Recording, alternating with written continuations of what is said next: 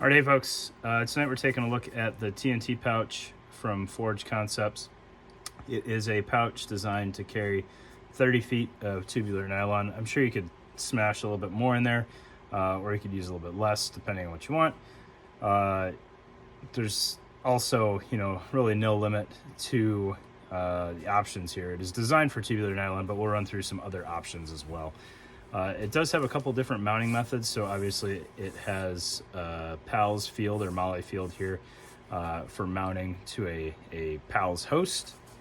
It also has a Velcro option, so you can run it as a dangler in either direction, depending on how your vest or belt is set up. If you want to put this on a belt, maybe you're a PJ and want this on your belt, so that you have access to it regardless of whether you're wearing armor or not. I think both are solid options. I've got a little bit of nylon hanging out both ends here for dramatic effect, but if I bundle this up a little bit differently, it can fit the 30 feet completely in the pouch. You can seal off either end, both end, if you really want to avoid any chance of snag hazard with the shot cord there. And then you can just leave a little pigtail out if you want a quick deploy, or you can tuck that all the way in, depending on how you want to carry this thing.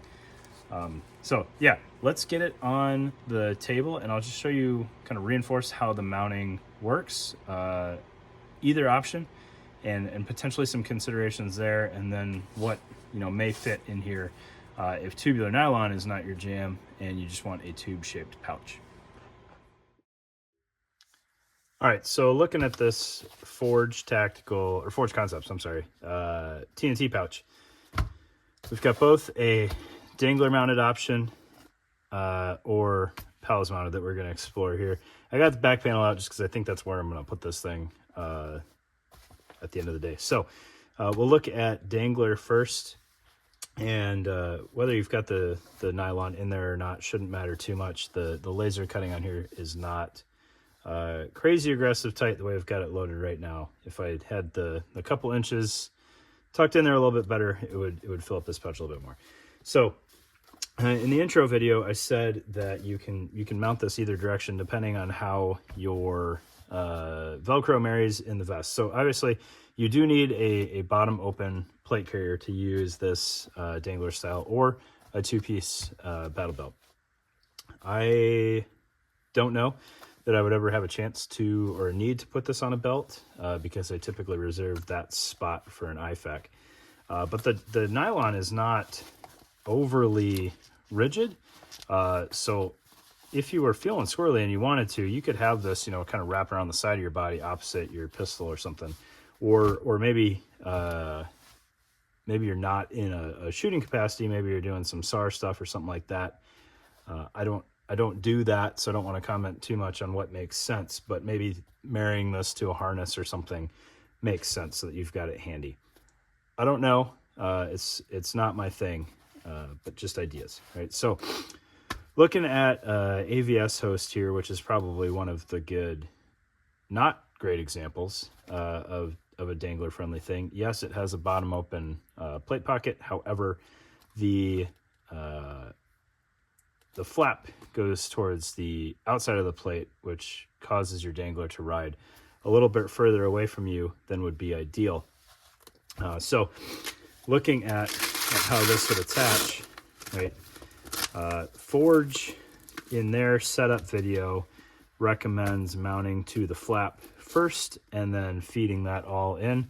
I don't have a strong preference either way, so we'll do that just because that's what they recommend. And you can see that the way the pouch is structured, an AVS is not the ideal host because the body of the pouch is now going to be kind of stacked on top, and we're going to have some offset there. The most preferable option would be the same Velcro configuration, but closing behind the plate. Then this would ride kind of right underneath the plate. Or if we have this outside of the plate configuration, reversed Velcro would allow us to then kind of tuck that again back under the plate. So you're just going to have to kind of play with what your plate carrier allows you to do, if it's dangler friendly at all. All right, so we'll marry this up here. This tab has space to come out if we want it. And then we will just get that inside our plate bag there. The nylon being in there is really not an issue other than the weight kind of pulling that flap back down. But obviously you can see how that lines up, and then this has enough room that it does kind of end up hanging below that plate. I'm not sure why this plate bag is as loose it is, but I got a swimmer cut plate in there, so it's just not quite filling it up. But that's dangler mounting. It makes a ton of sense. If you wanted to do it on a belt, it would be very, very similar. I shouldn't have to show this, but I will, just in case.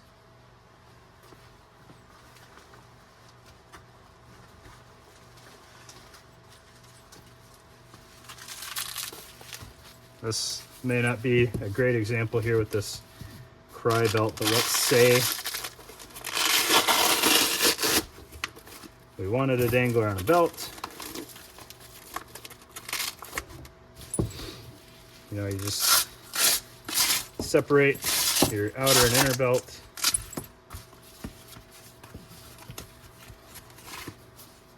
You have that, slap it on, it's on your inner belt, throw your outer belt on top of it, and there you go.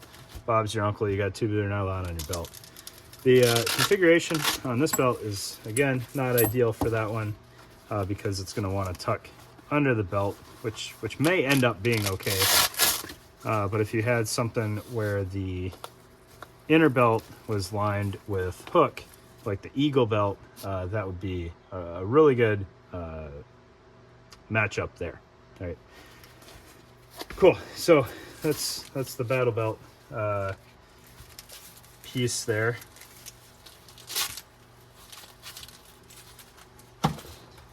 Then looking at PALS mounting. So if you want to mount it with PALS, you're just going to want to cancel your Velcro out there, fold that over.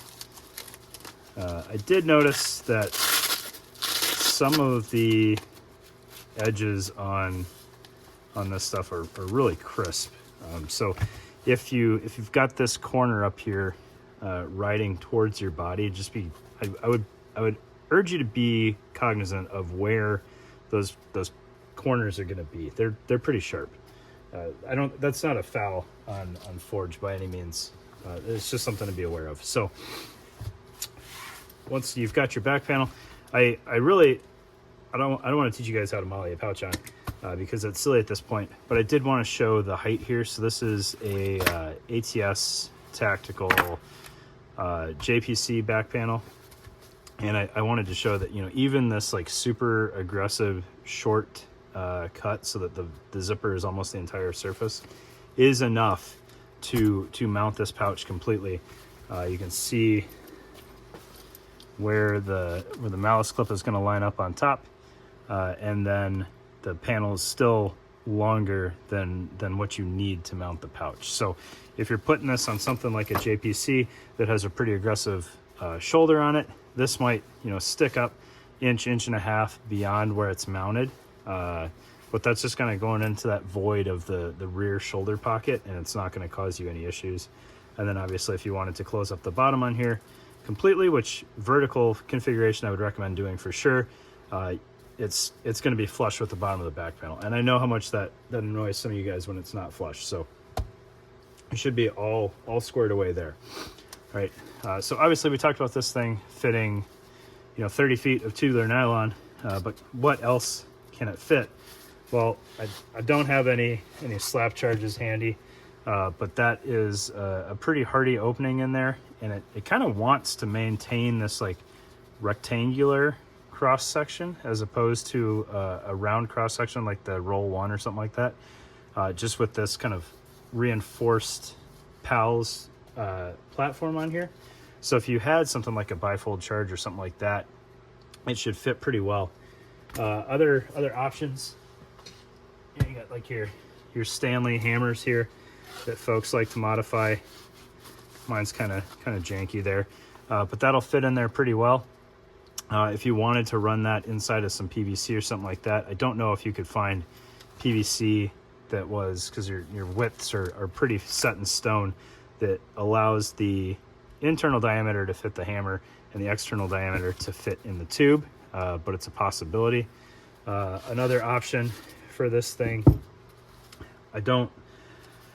it's not going to be great because it's open on both ends, but like a hot stick through here, because you have tension that you can provide top and bottom, you know, hot stick or painter's pole, you would have pretty good height control. You would just have to get it tight enough that it can't slide up and down on you. And maybe it would provide enough, you know, enough room to slide up and down that if you got hung up on something, it could move out of the way. But that's another option for carrying painter's pole, because you're kind of stuck on those things sometimes. For my crabby boys, you know, a bundle of nano or shock tube in here might work well if you don't have delay caps and you need to carry a good bit of it for a drop charge or something like that. I don't know footage that you could fit in here, but it would be a pretty hardy amount. I mean, you could fit, you know, it's roughly a foot long, and as many bundles as you could fit in there. It could get you around a corner fairly well. And then obviously you've got, you know, your choices when you mount this thing.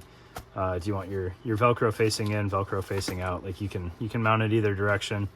Maybe you've got something that you want to use that Velcro for, have it facing out, and you could potentially use it for retaining an antenna or some comms wires in there if you wanted to.